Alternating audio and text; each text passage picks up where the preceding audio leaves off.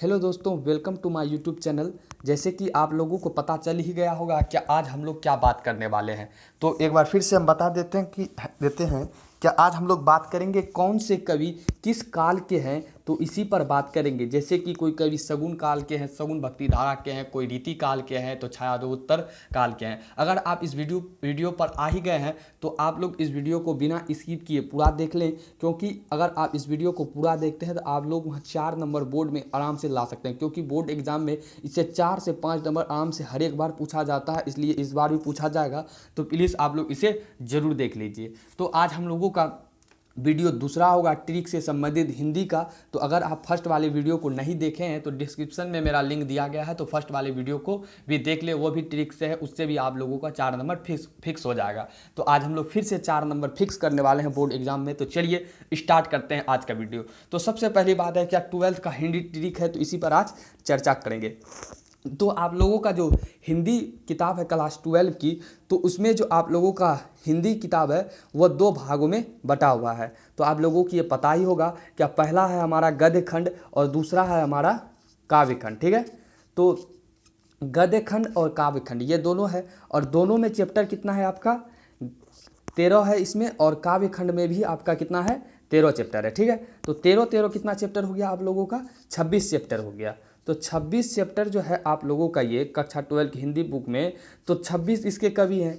तो 13 26 है दोनों, तो 26 कवि है। तो आप लोगों को इसे ध्यान में ही होगा कि कौन कौन से कहानी और किसके कौन लेखक हैं। तो उसमें से आप लोगों को इस प्रकार से सवाल पूछा जाएगा कि दे देगा वहाँ बालकृष्ण भट्ट वह किस प्रकार के कवि हैं, भक्ति धारा के, रीति काल के हैं, या भारतेंदु युग के हैं। तो इसी प्रकार से किसी का नाम लिखकर वहाँ पूछा जाएगा। तो आप लोगों को सबसे पहले हम ये बात बता दें, क्या इन 13 + 13 जो है आप लोगों की 26 है। तो आप लोगों को किताब में जो बताया गया है वह 26 में से 18 का ही काल बताया गया है। तो सबसे पहले खुशी की बात यह है कि आप लोगों को 26 याद नहीं करना है, इसमें 18 से ही आप लोगों को याद करना है, यानी कि और इधर जितना बचता है उसका किताब में मेंशन ही नहीं किया गया, यानी किताब में है ही नहीं। इसका मतलब हम लोग 18 कवि 26 में से 18 कवि के बारे में ही बताया गया है। और अब आप लोगों को हम 18 में से 5 ऐसे बताएंगे जिससे आज तक नहीं पूछा है और ना ही पूछा जाएगा और ना ही पूछ सकता है, तो आराम से वो भी छट जाएगा। उससे बढ़िया 9 से 10 बचेगा जो आप लोगों को हम ट्रिक से याद करवा देंगे, और वही आप लोगों का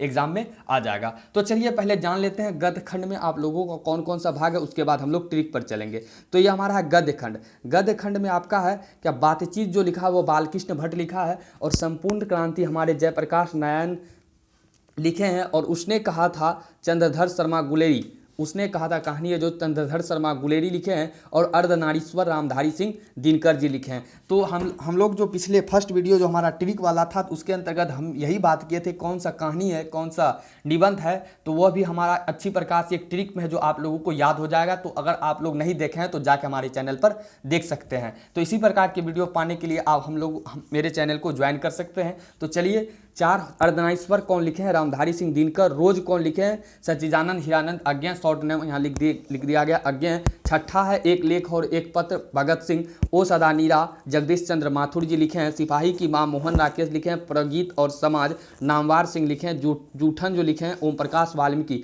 आई होप आप लोगों को यह याद ही होगा कि कौन कौन से लिखे हैं, लेकिन ये याद नहीं होगा कि कौन कौन से कवि कौन काल के हैं। तो इसी पर चर्चा करेंगे। तो पहले गद्य खंड पद्य खंड एक बार हम लोग देख लेते हैं। तो फिर मैं 11वां हंसते मेरा अकेलापन जो मलियत जी लिखे हैं। तिरिछ है उदय प्रकाश जी लिखे हैं, और शिक्षा जे कृष्णमूर्ति लिखे हैं। तो आप लोग इसका स्क्रीनशॉट ले सकते हैं, नहीं तो आप लोगों को टेलीग्राम का मेरा लिंक दिया गया है डिस्क्रिप्शन में, वहाँ से आप लोग ज्वाइन करके वहाँ से इसे PDF लोड कर सकते हैं। ये हो गया आपका गद्य खंड के अंतर्गत आप लोगों का कहानी, क्या कहते हैं कौन कौन से लेखक हो गए। और करवक मलिक मोहम्मद जायसी जी लिखे हैं। पद भी सूरदास के हैं। तुलसीदास पद लिखे हैं। नाबादास छप्पे लिखे हैं। कवित आपका भूषण लिखे हैं। तुमुल कोलाहल कलह में आपका जयशंकर प्रसाद जी लिखे हैं। पुत्र वियोग सुभद्रा कुमारी चौहान जी लिखी है। और उषा शमशेर बहादुर सिंह लिखे हैं। जनजन का चेहरा एक गजानन माधव मुक्ति बोध लिखे हैं। अधिनायक रघुवीर शाह, और प्यारे नन्हे बेटे को विनोद कुमार शुक्ल, और हार की जीत अशोक वाजपेयी, और गाँव का घर ज्ञानेंद्र पति। तो इस प्रकार से आप लोग देख लिए क्या 13 हम लोगों का गद्य खंड में है और 13 हम लोगों का काव्य खंड में है। तो आप लोग इसका स्क्रीनशॉट ले ले, याद करने में अच्छा होगा। तो चलिए अब हम लोग इसका ट्रिक पर चलते हैं कि कौन से कवि कौन से काल के हैं। तो अब चलते हैं इस पे। तो सबसे पहले हम लोग बात करेंगे, सबसे पहले करेंगे ये 3 पर। ये 3 को आप लोगों को हम इस प्रकार भी बताएंगे कि आप लोग इसे कभी नहीं भूल सकते, कभी नहीं, मेरी गारंटी है। तो चलिए, पहला है हमारा सूरदास। ये आपको पता है, ये पद लिखे हैं और ये हमारा सगुण भक्ति धारा के कवि है, ठीक है। तुलसीदास है, ये पद है और ये भी हमारा सगुण भक्ति धारा के कवि है। नाभादास है, ये हमारा छप्पै लिखे हैं, आप लोग ऊपर बता चुके हैं। नाभादास क्या लिखे हैं, छप्पै लिखे हैं और सगुण भक्ति धारा के कवि हैं। तो आप लोग इसे कहेंगे कौन सा ट्रिक हुआ, हमको कैसे याद होगा। तो आप लोग जहाँ देखिए ये तीनों में क्या है, अंतिम में देखिए क्या लगा हुआ है, दास। यानी कि किसी भी कवि के अंतर्गत आप लोगों को दास लिखा हुआ मिल जाए तो वह सगुण भक्ति धारा के अंतर्गत हो जाएगा। किसके धारा के अंतर्गत हो जाएगा, सगुण भक्ति धारा के अंतर्गत। जैसे आप लोग देख ही सकते हैं कि हमारा अगर सूरदास है तो देखिए सूरदास सगुण भक्ति धारा, तुलसीदास दास सगुण भक्ति धारा, नाभादास दास सगुण भक्ति धारा।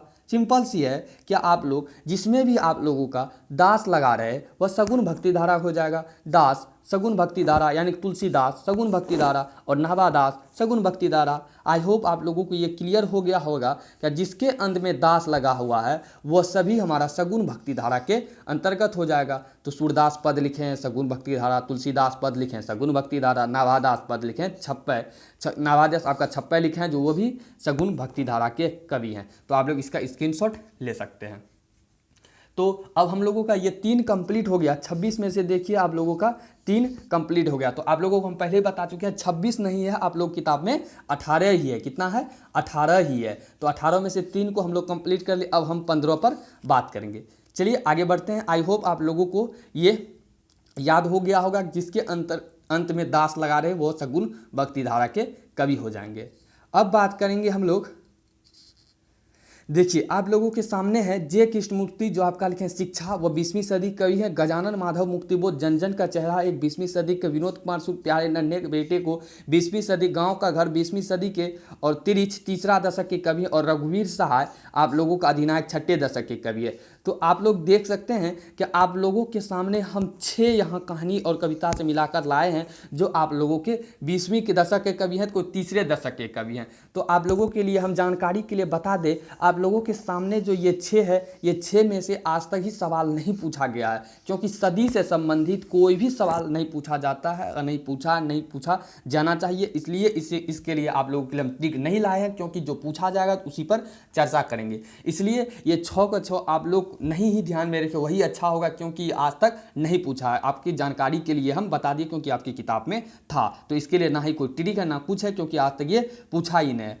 तो हमारा 6 यहाँ खत्म हो गया। अब 6 + 3 कितना हो गया, 9 खत्म हो गया। अब मेरा कितना बचा, 9 बचा है ना। 26 में से आप लोगों को क्या बताए थे, 26 में से 18 के बारे में। तो 18 में से आप लोगों को हम 3 का जानकारी दे दिए, 3 का जानकारी ठीक से दे दिए। और 6 के बारे में हम बता दिए, क्या आप लोगों को पूछता ही नहीं। तो आराम से आप लोग टेंशन फ्री होके, तो आप लोगों के अब बचेगा कितना, 6 इधर खत्म हो गया, 6 3 9। तो 18 में से आप लोग 9 घटाइए। अब हम लोगों को 9 को देखना है, कितना, 9 को देखना है। तो इसके लिए हमारे पास ट्रिक है। तो इसके आगे बढ़ने के लिए आपको बता दें कि अभी तक आप लोग हमारे चैनल पर वीडियो देख रहे हैं तो वीडियो को लाइक कर दें और चैनल को सब्सक्राइब कर दें, क्योंकि हमारे चैनल पर इसी से संबंधित कक्षा 12 के सभी विषय के आप लोग ऑब्जेक्टिव, सब्जेक्टिव और ट्रिक से संबंधित आप लोगों को वीडियो मिलता रहेगा। तो चलिए आगे बढ़ते हैं। अब हम लोग 9 बचा है तो 9 पर चर्चा करते हैं, तुरंत आराम से याद हो जाएगा वो 9 भी। तो अब देखिए आप लोगों के सामने आ रहा है बालकृष्ण भट्ट जी, जो आप लोगों का बातचीत लिखे हैं। उसके बाद चंद्रधर शर्मा गुलेरी उसने कहा था, और भूषण क्या लिखे हैं, कविता लिखे हैं।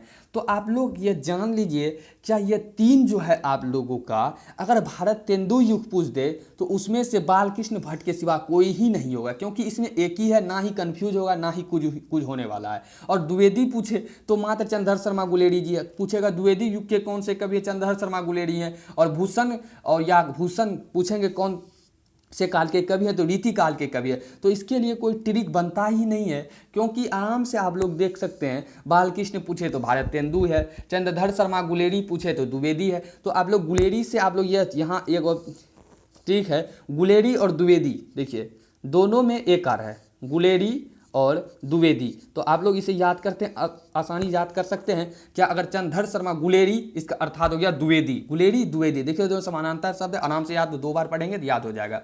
तो अगर पूछ देगा क्या आप लोग हिंदी का ऑब्जेक्टिव में कौन से कवि इसमें द्विवेदी युग के हैं, तो चंद्रधर शर्मा गुलेरी के सिवा आप लोगों के पाठ्य पुस्तक में किसी का कोई भी कवि द्विवेदी युग के नहीं है। इसलिए चंद्रधर अगर कोई भी द्विवेदी युग का पूछे तो आराम से चंद्रधर शर्मा गुलेरी जी हो जाएंगे। वहीं भारत तेंदु युग पूछे तो भारत तेंदु युग में एक ही आता है आप लोगों, यानी भारत तेंदु युग में एक ही कवि है, वो बालकृष्ण भट्ट है। तो आप लोग इसे ऐसे याद कर सकते हैं कि कक्षा 12 की जो फर्स्ट निबंध दिया गया बालकृष्ण भट्ट का, तो उसमें से भारत है, क्या याद रखेंगे, भारत है। तो बालकृष्ण भट्ट जो फर्स्ट जो पेज दिए हैं, फर्स्ट निबंध जो स्टार्टिंग दिए हैं, आप लोग याद रखेंगे। उसके लिए ट्रिक है क्या, भारत याद रखेंगे, भारत। तो बालकृष्ण भट्ट के लिए भारत याद रखेंगे तो भारत तेंदु आप लोगों को याद हो जाएगा, यानी भारत तेंदु युग हो जाएगा। और चंद्रधर शर्मा गुलेरी के लिए क्या है, समानार्थक शब्द है गुलेरी और द्विवेदी, आराम से याद हो जाएगा। तो बालकृष्ण भट्ट कौन से युग के हैं, भारत तेंदु युग के, और चंद्रधर शर्मा गुलेरी किस युग के हैं, तो द्विवेदी युग के हैं। वहीं अगर भूषण के बारे में पूछा जाए तो भूषण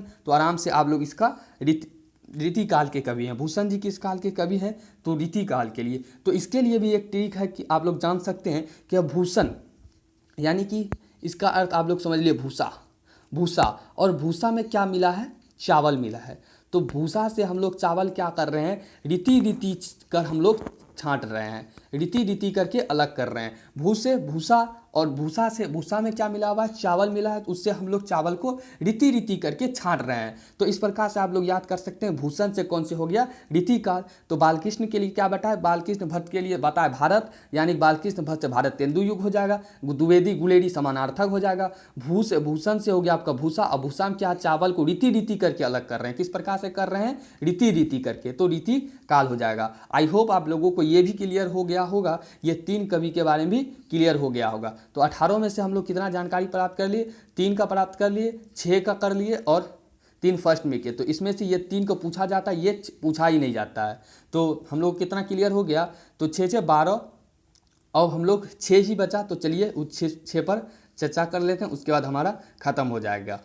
तो इसमें से अब आप लोगों का आता है 2, छायावादी युग और छायावादी युग।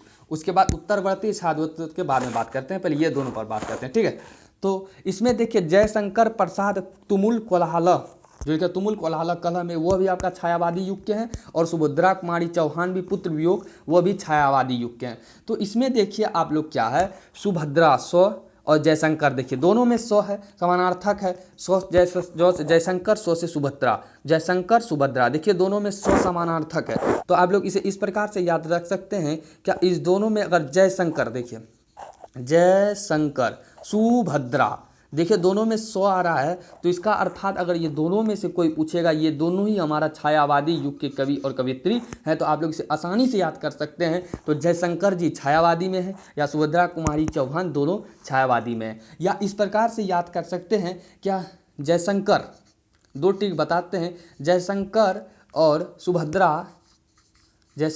सुभद्रा दोनों छाया में बैठे हैं। क्या बैठे हैं, दोनों छाया में बैठे हैं। आराम से याद हो जाएगा। जयशंकर मान लीजिए कोई लड़का है, सुभद्रा मान लीजिए लड़की है, दोनों छाया में बैठी है। तो इससे क्या आप लोगों को पता चल गया, छायावादी युग के कवि हैं। तो जयशंकर और सुभद्रा जो है छाया में बैठी है, इसका मतलब हो गया छायावादी युग के। आई होप आप लोगों को ये दोनों भी याद हो गया। और उसके बाद आता है रामधारी सिंह दिनकर और मोहन राकेश सिपाही की माँ। तो रामधारी सिंह दिनकर अर्धनारीश्वर है, ये आपका छायावादो उत्तर के कवि युग के कवि हैं। छायावादो उत्तर के, याद रखेंगे रामधारी सिंह दिनकर जो थे वह उत्तर के कवि थे। आराम से याद हो जाएगा कि रामधारी सिंह दिनकर जो कवि थे उत्तर के कवि थे, अर्थात छायावादो उत्तर युग के कवि हैं। और मोहन राकेश सिपाही की माँ है जो उत्तरवर्ती युग के, किस युग की है, उत्तरवर्ती युग की। मोहन राकेश सिपाही की माँ, जो सिपाही के बारे में जिसमें बताया गया है, जिसके लेखक आप लोगों का मोहन राकेश है। तो पूछा जाएगा मोहन राकेश किस युग के कवि हैं, तो उत्तरवर्ती युग के कवि हैं, उत्तरवर्ती युग के कवि। आई होप आप लोगों को ये चारों क्लियर हो गया होगा। क्या जयशंकर प्रसाद छायावादी युग के, सुभद्रा कुमारी चौहान छायावादी युग के, रामधारी सिंह दिनकर छायावादी उत्तर युग के,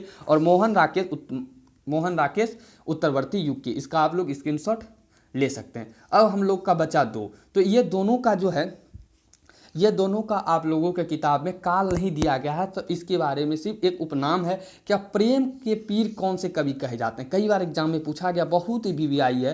तो आप लोग याद रखेंगे क्या प्रेम के पीर जो कवि थे वह मलिक मोहम्मद जायसी जी थे। क्या थे, मलिक मोहम्मद जायसी। तो इसके लिए हमारा ट्रिक क्या है, देखिए मोहम्मद मतलब मोहम्मद यानी मोहब्बत याद कर लीजिएगा, और मोहब्बत क्या होगा, प्यार हो जाएगा, ये हो जाएगा प्यार कि प्यार प्रेम के पीर, यानी प्रेम मतलब प्यार, यानी कि मोहब्बत, मोहब्बत प्रेम प्यार आप लोग जानते हैं सब एक ही चीज़ है।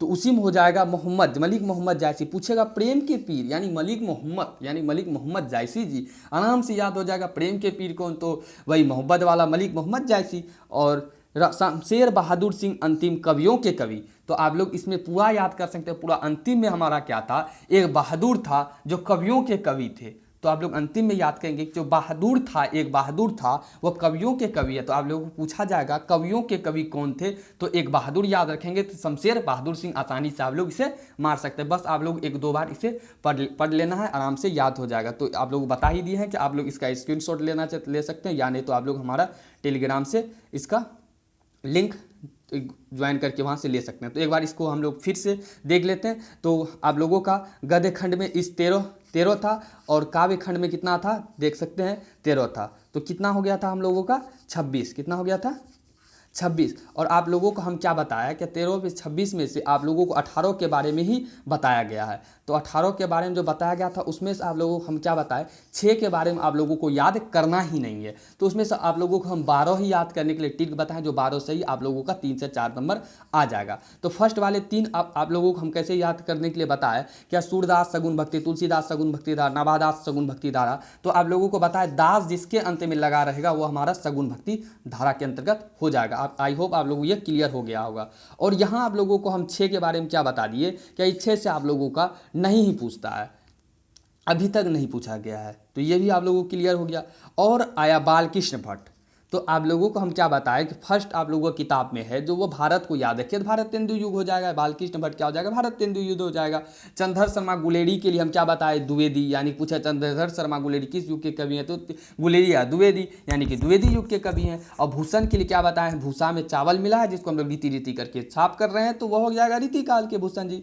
और 3 यहाँ भी खत्म हो गया। और उनके बाद आपको हम क्या बताएं, क्या जयशंकर और सुभद्रा जो है वो छाया में बैठा हुआ है, तो छायावादी युग हो गया ये दोनों के अंतर्गत। आराम से सिंपल सा ट्रिक है। और रामधारी सिंह दिनकर के बारे में क्या बताया, वो उत्तर दिशा में है, तो यानी छायादो उत्तर के दिशा, छायादो उत्तर युग के कवि हैं। और मोहन राकेश के लिए आप लोग एक ही याद करना है, मोहन राकेश जो थे वह उत्तरवर्ती युग के थे। मोहन राकेश किस युग के थे, उत्तरवर्ती युग के थे। और 2 के लिए आपको हम क्या बता दिए, क्या मोहम्मद प्यार आ जाएगा, यानी कि प्रेम के पीर पूछ दे, तो वो आपका हो जाएगा मलिक मोहम्मद जायसी जी। या मलिक मोहम्मद जायसी किस प्रकार के कवि थे, वो प्रेम के पीर कवि थे। और शमशेर बहादुर सिंह के बारे में क्या बताया, एक बहादुर था जो कवियों का कवि था। क्या था, कवियों का कवि था। तो आप लोगों को याद हो गया होगा कि शमशेर बहादुर सिंह कवियों के कवि थे। तो आई होप आप लोगों को ये पूरा क्लियर हो गया होगा।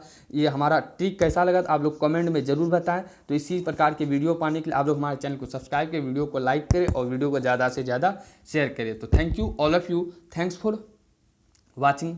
मिलते हैं अब हम लोग नेक्स्ट वीडियो में इसी प्रकार के वीडियोस के साथ।